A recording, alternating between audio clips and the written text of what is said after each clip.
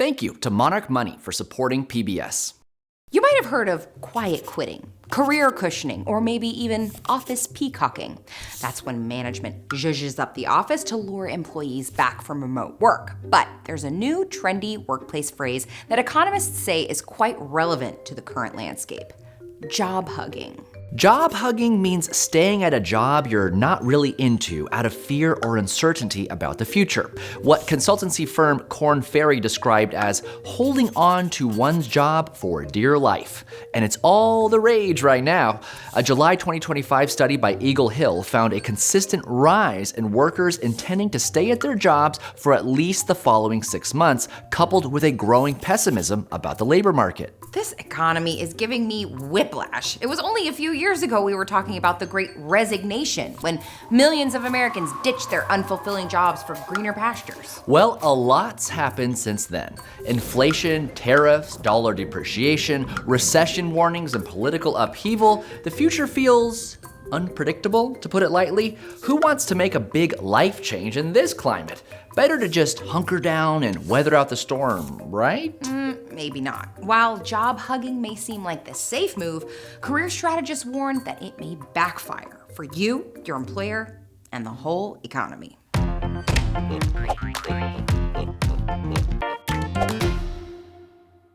In 1998, a little book was published about 2 mice named Sniff and Scurry who live in a maze forever searching for cheese. This might sound like an innocent children's story, but it actually became a highly debated and polarizing book. Who Moved My Cheese, written by Spencer Johnson, was meant to be a motivational business fable, a guide for employers and employees navigating a changing labor market. The general idea is that workers who always expect to find their cheese in the same place become stagnant and complacent, while those who are open to change and are willing to adapt are rewarded with new skills and experiences. The book was a hit with business managers who hoped that it could persuade employees to see layoffs not as a tragedy, but an exciting opportunity. More labor-oriented writers like Barbara Ehrenreich and Thomas Frank criticized the book as downsizing propaganda, meant to discourage workers from complaining about unfair treatment and recast cold-hearted managerial decisions as an anonymous force of nature. Whatever you think about the book, there's no doubt it captured a shift in the relationship between employers and employees that was already well underway in the US. In the first half of the 20th century, it was much more common for Americans to work at one company for a long time, even a lifetime. The arrangement was seen as mutually beneficial. Employees could rely on a predictable wage, health insurance, and a retirement package, while employers enjoyed an experienced staff that required little expenditure on recruitment and training. This all changed around the 1970s and 80s. A brutal period of stagflation shook up long-standing economic assumptions and ushered in a kind of aggressive free market capitalism, sometimes known as neoliberalism. Neoliberalism rejected the notion that businesses had any responsibility to their workers or their communities. It argued that capitalism worked best when management focused solely on the immediate interests of shareholders.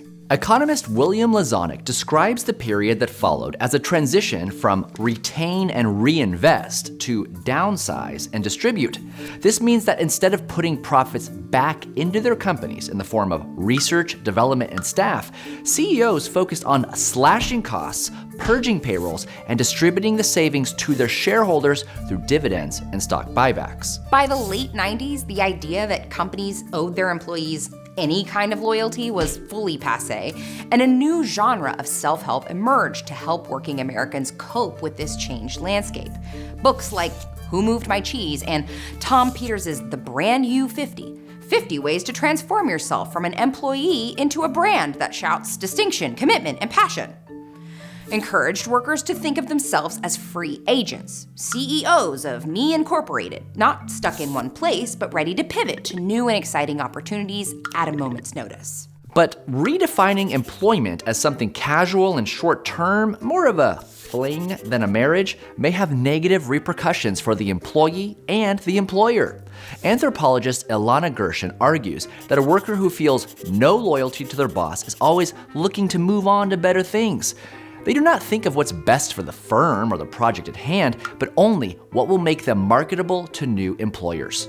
Tasks and skills that are too specific to the company or the region are avoided, and time and effort are split between the current job and the search for a new one.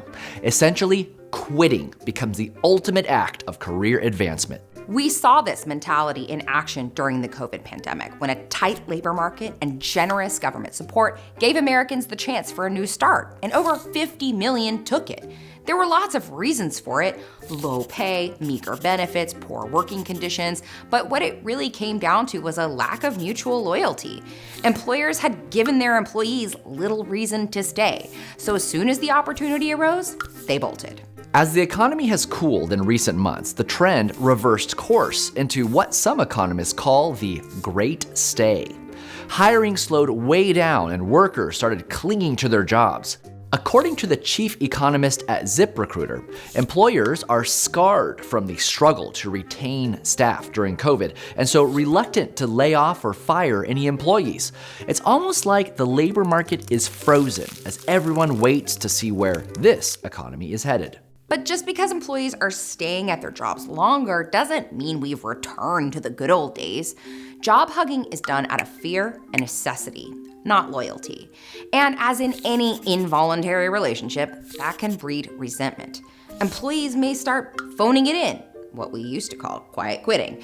Productivity may sag, tensions rise, and workplaces become more toxic. Employers might feel like they can get away with unfair labor practices or poor working conditions.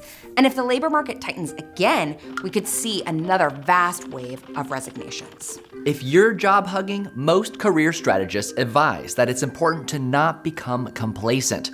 Try to learn new skills and forge new relationships that will help you move forward when the time is right. When hiring is slow, knowing someone on the inside of a company you want to work for is invaluable. And when an opportunity arises, you should go for it, especially in the early stage of your career when energy and variety are vital to discovering your strengths. Life changes can be scary, especially when the future feels unpredictable, but being stagnant has its own costs that can damage your career and your mental health.